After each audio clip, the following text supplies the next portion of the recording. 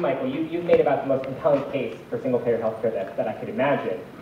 You know, why is it that a demand that Occupy Wall Street should make? I mean, what is that? You know, what do you see that role of this movement in fighting for these things that will require, you know, federal government, massive federal government intervention? I think that'll happen. I think we're watching we're in the infancy of this movement, and it will grow, and that will happen. I have no doubts about that. I think the majority of the people in America would like that, and healthcare, in the same way that Naomi was talking about the environmental issues in terms of how that impacts the economy. I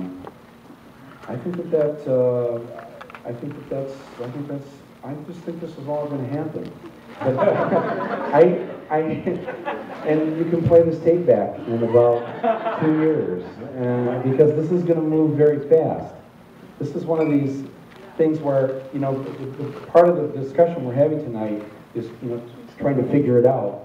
And I think Malcolm Gladwell's point was well taken in his book, The Tipping Point, that you can't create a tipping point. It just happens. And people have tried to figure out how to do that, and they put their marketing head together, and it doesn't work. So I think that if I remember the Adbusters call, one of the things that they said was that the movement had to have one demand: just come together, just get together in the park, and then come up with one demand. And that was such a crazy idea. It would have killed the whole thing. It would have absolutely killed it.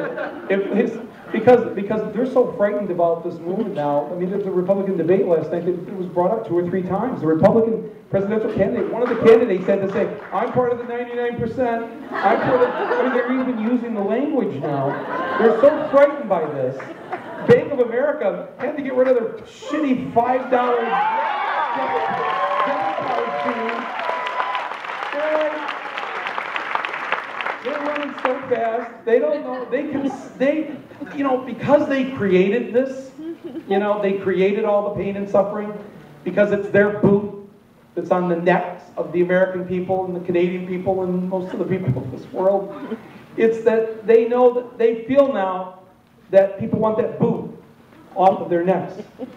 And when you say you're right, there's 400 that have more than 150 million, but they only have 400 votes. And that just has got to, every night when they go to bed, go, holy shit, this is like, there's 150 million of them, and there's only 400 million of us. Well, we can buy candidates. Yes, we can buy candidates. I know, but we can't go in the booth and put our hands on everybody's lever. I know. Okay, well, we'll feed them a lot of nonsense on TV, and that'll get them afraid. And we'll make their schools like so crappy that they'll be ignorant and they won't know when we're trying to manipulate them with fear. And that's, you know, this is how we'll do it.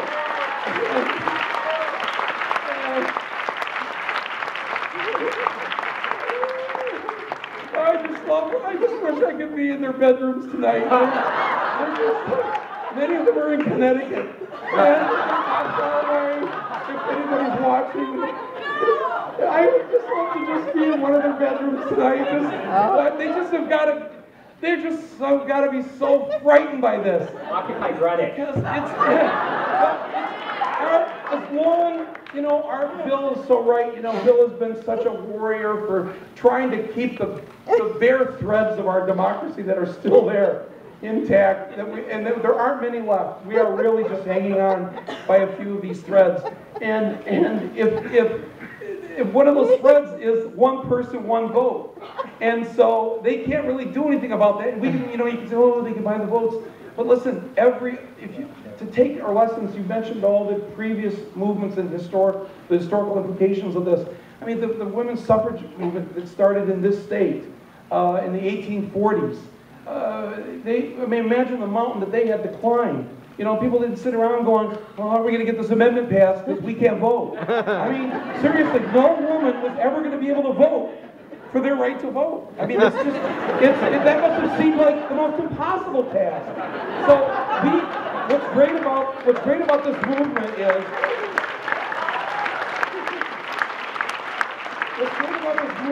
that we have to get out of our victim role. You know, that's why the concept of occupy, because occupy until 7 weeks ago was really a dirty word because we knew what it meant.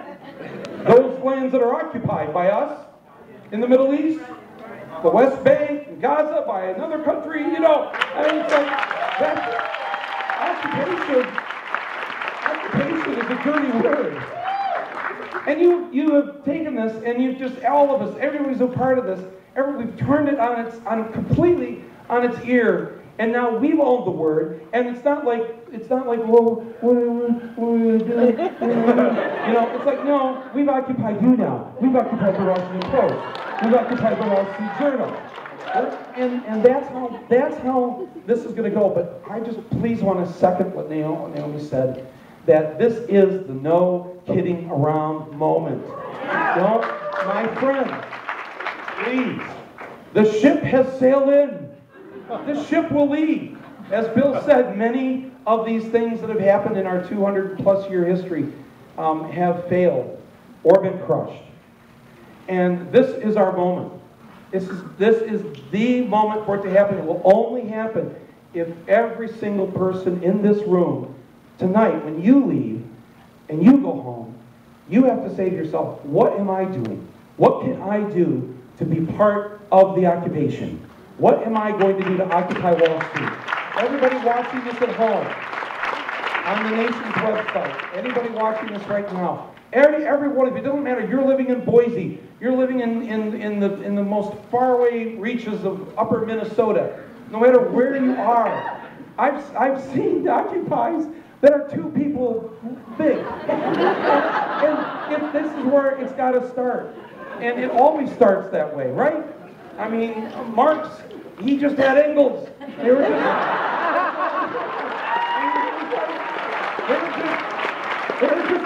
2 old farts sitting around keeping their hands warm over the fireplace in London, talking shit to each other. And they came up with this idea. And JC had 12 Fisher guys. Look what happened to that. Whoa. So if you're at home and you're watching this and you're in some out-of-the-way place, you already own it. This is already your country.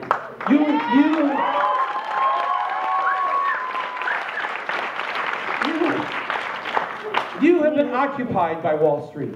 Your homes have been occupied by Wall Street. Your government has been occupied by Wall Street. Your media has been occupied by Wall Street.